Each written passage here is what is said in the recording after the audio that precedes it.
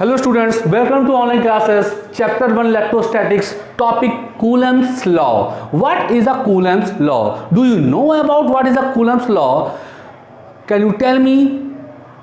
देखिए यहाँ पर हम आपको कूलम्स लॉ के बारे में बताएंगे कि कूलम्स लॉ क्या है, उसके फॉर्मूले के बारे में डिस्कस करेंगे। We will discuss about the formula of it और हम इसकी डायमेंशनल फॉर्मूला निकालेंगे और हम ये पता लगाएंगे कि अगर जो चार्जेस हैं वो अगर क्या नाम है वैक्यूम में रखे हुए हैं और अगर वैक्यूम से उसको रिप्लेस करके मीडियम में डाल दें तो वहाँ पर क्या इम्पैक्ट पड़ता है, क्या फोर्सेस पर क्या इम्पैक्ट पड़ता है। तो यहाँ पर देखिए क्या नाम है कूलम्स लॉ, जो कि क्लास 12 का सीबीएसई बोर्ड का टॉपिक है कूलम्स लॉ। इसके बाद I will tell you next topic after completing this video. तो पहले हम कूलम्स लॉ के बारे में बात कर लेते हैं। According to Coulomb's law, force of interaction मतलब पॉजिटिव चार्ज या तो दो चार्जेस पॉजिटिव या नेगेटिव ले सकते हैं आप। तो force of interaction between 2 point charge in vacuum is directly proportional to the product of charge and inversely proportional to the square of distance between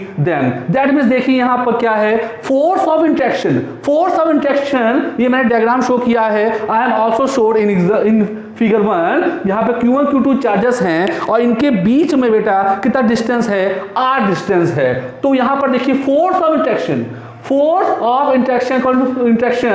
between 2 point charge, 2 point charges हैं between 2 point charge in vacuum is directly proportional to the product of charge. ये दो charges हैं, 2 charges are placed, one charge is Q1 and another charge is Q2 and these charges are separated by distance R। तो ये R distance से क्या है, दोनों charges एक दूसरे से अलग हैं। तो यहां पर R डिस्टेंस की दूरी पर हैं ये दोनों चार्जेस। तो force of interaction between 2 point charge is directly proportional to the product of charge and is inversely proportional to the square of distance between them. That means यहाँ पर ये जो फोर्स है वो दो चार्जेस के बीच में फोर्स लग रहा है वो इनके डायरेक्टली प्रोपोर्शनल है और इन दोनों चार्जेस के बीच में जो डिस्टेंस है उसके ये जो फोर्स ऑफ इंटरेक्शन है वो क्या है, inversely proportional, square of inversely proportional बोलेंगे। यहाँ पर R स्क्वायर लगा हुआ है। जब हम डायरेक्टली प्रोपोर्शनल को ओपन करेंगे तो क्या मिलेगा हमको, F इक्वल टू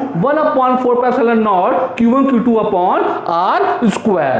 तो इसी को हम बेटा K भी बोलते हैं, K इक्वल टू 1/4πε0। यहाँ पर K is called a proportionally constant. K को हम लोग क्या बोलते हैं बेटा, प्रोपोर्शनली कांस्टेंट भी कहते हैं। और जो वैल्यू होती है 1/4πε0 की वो कितनी होती है, 9 × 10⁹ न्यूटन डैश मीटर स्क्वायर पर कूलम्ब स्क्वायर। किस सिस्टम में होती है, SI सिस्टम में होती है। कैसे करेंगे आप, यहाँ पर you will not learn it, you will solve it. यहाँ पर हम क्या प्रूव करेंगे, यहाँ पर अगर हम K पुट कर देंगे बेटा, यहाँ पर अगर हम K पुट कर देंगे तो आप जानते हैं F इक्वल टू क्या हो जाएगा, K Q1 Q2 upon R square. तो ये कहाँ चला जाएगा, F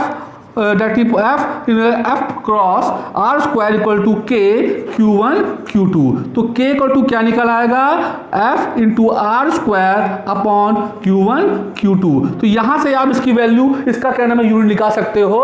क्या होता है, F के लिए न्यूटन लेंगे, डिस्टेंस के लिए क्या लेंगे हम लोग, मीटर स्क्वायर, और चार्जेस दो हैं तो क्या हो जाएगा, कूलम्ब स्क्वायर। तो न्यूटन डैश मीटर स्क्वायर पर कूलम्ब स्क्वायर। तो वैल्यू ऑफ 1/4πε0 कितनी होती है, इसको बेटा हम क्या पढ़ते हैं, ε0। और इस पूरी टोटल की वैल्यू जो होती है 1/4πε0 की क्या वैल्यू होती है, 9 × 10⁹ न्यूटन डैश मीटर स्क्वायर पर कूलम्ब स्क्वायर। किस सिस्टम में बात की जा रही है, ये SI सिस्टम में बात की जा रही है। इसे हमने क्या बोला, we will call it, what we will call it, हम इसे क्या पुकारेंगे, इसे हम पुकारेंगे absolute electrical permeability of free space. Hindi में कहा जाए निर्वात की विद्युतशीलता। तो यहाँ पर ε0 जो है वो absolute electrical permeability of free space है और इसकी जो वैल्यू होती है वो कितनी होती है, 8.85 × 10⁻⁻12 कूलम्ब स्क्वायर पर न्यूटन डैश मीटर स्क्वायर। अब यहाँ पर जो ये यूनिट आई है ये भी आपको क्या नाम है लर्न करने की यहाँ पर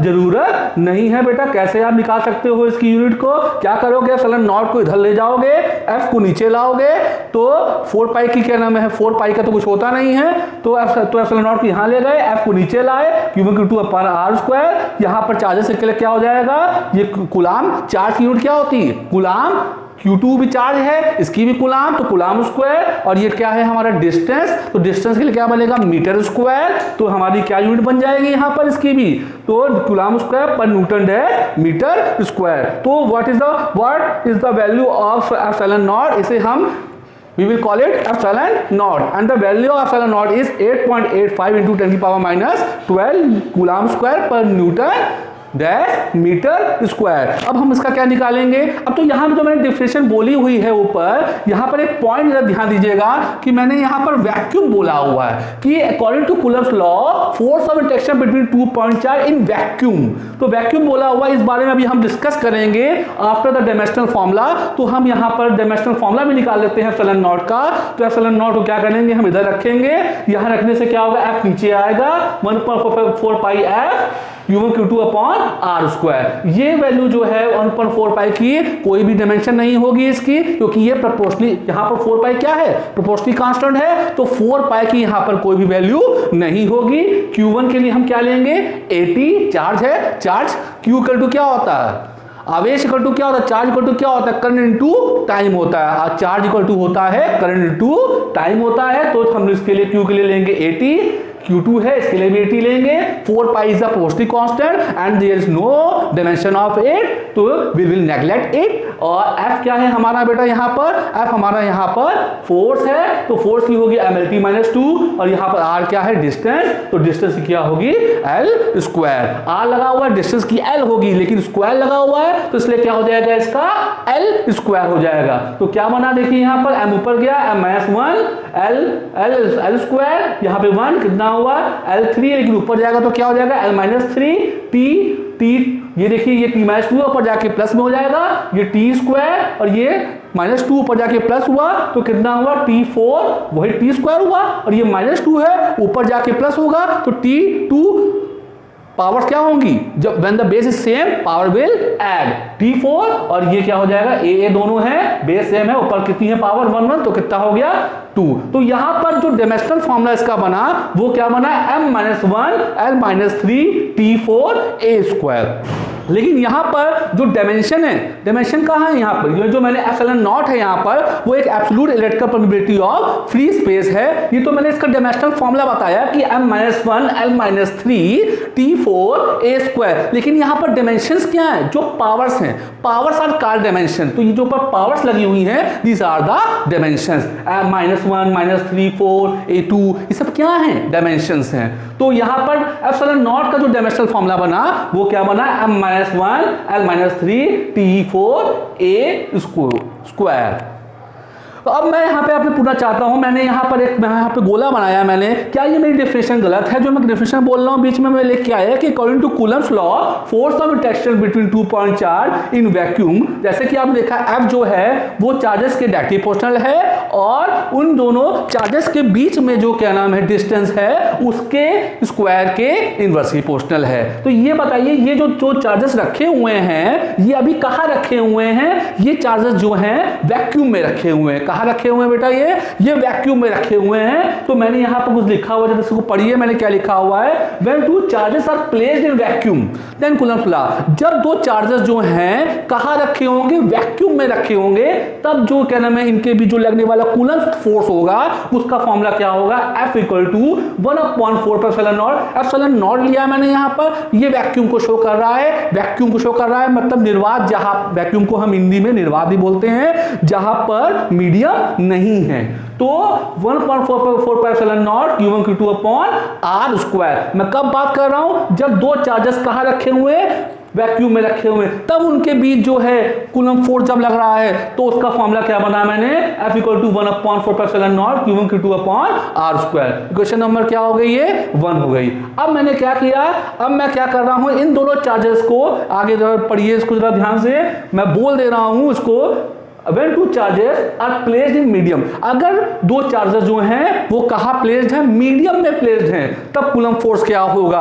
अगर इन दोनों चार्जेस को मैंने कहाँ प्लेस कर दिया, मीडियम में प्लेस कर दिया, तब इनके भी लगने वाला कूलम्ब फोर्स क्या होगा, जरा ध्यान दीजिएगा। मैंने यहाँ पे FM लिखा है, FM लिखा है, नीचे M लगाया है मैंने, सबस्क्रिप्ट में m लगाया है। इसका मतलब मैं ये कहना चाह रहा हूं कि ये दोनों चार्जेस जो हैं कहां रखे हुए हैं, मीडियम में रखे हुए हैं। तो उस समय ये कूलम फोर्स का जो फॉर्मूला बनेगा वो क्या बनेगा, Fm equal to 1/4 pi F m लगा दिया मैंने यहां पर Q1 Q2 upon R square. इस समय दोनों these two charges are placed in medium at this time. अब मैं क्या करूंगा, divide equation 2 by 1, divide equation 2 by 1, equation 2 को मैं डिवाइड करूंगा 1 से, देखता हूं क्या होगा, व्हाट विल हैपन।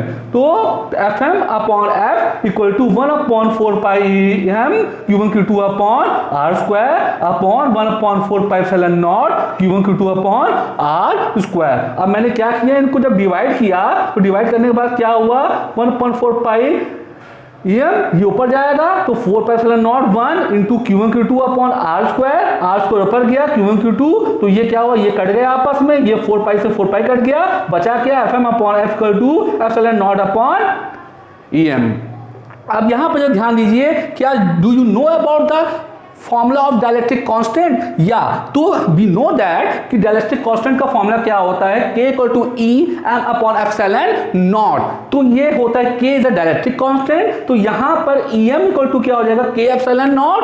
तो यहां पर मैंने क्या किया, यहां पर Em इक्वल टू मैंने क्या लिख दिया, नीचे देखिए K एप्सिलॉन नॉट लिख दिया मैंने यहां पर। तो K एप्सिलॉन नॉट मैंने Em इक्वल टू क्या लिख दिया, K एप्सिलॉन नॉट लिख दिया। तो K एप्सिलॉन नॉट जब मैंने लिख दिया तो एप्सिलॉन नॉट से एप्सिलॉन नॉट क्या हो गया, वो कैंसिल हो गया। तो Fm upon F equal to 1/K हो गया। इसका मतलब ये F ऊपर ले जाइए तो Fm equal to F upon K आ गया। तो दैट मींस यहां पर देखिए क्या हुआ, जो डिफरेंशियल में मैंने यहां बोला था, ये ध्यान देने चीज थी कि क्या नाम है, अगर कह रहा है कि कूलम्स लॉ, आपने डिफरेंशियल रट ली और रट के आपने बोल दी कि क्या नाम है, force of interaction between 2 point charge in vacuum, तो वहां पर आपसे क्वेश्चन किया जा सकता है कि वैक्यूम क्यों यूज कर रहे हो और क्यों मीडियम क्यों नहीं यूज कर रहे, तो you will say, you will give the answer.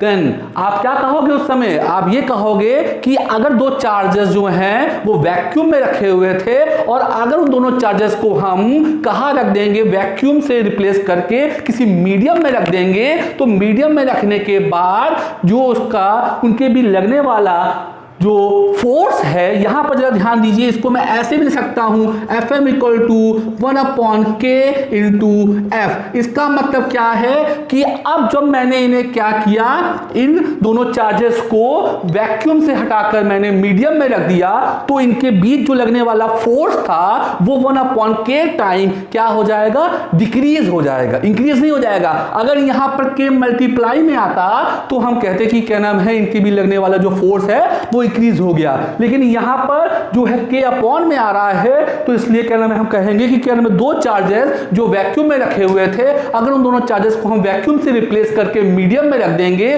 तो फोर्स जो है वो 1/K टाइम डिक्रीज हो जाएगा, जिसको कि मैंने आपको यहां प्रूफ करके भी दिखाया है, Fm equal to F upon K। और इसके अलावा मैं I want to tell you some important things कि what is the value of K।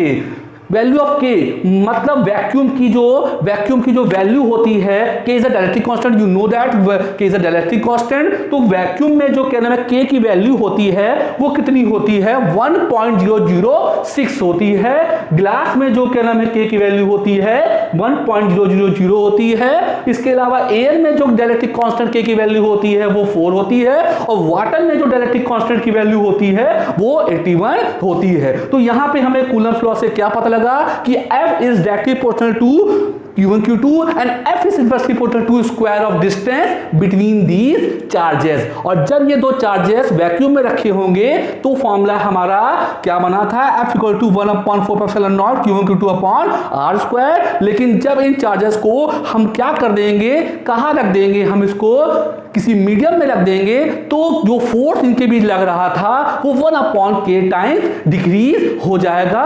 That's all, I will tell you next topic in another video. Thanks.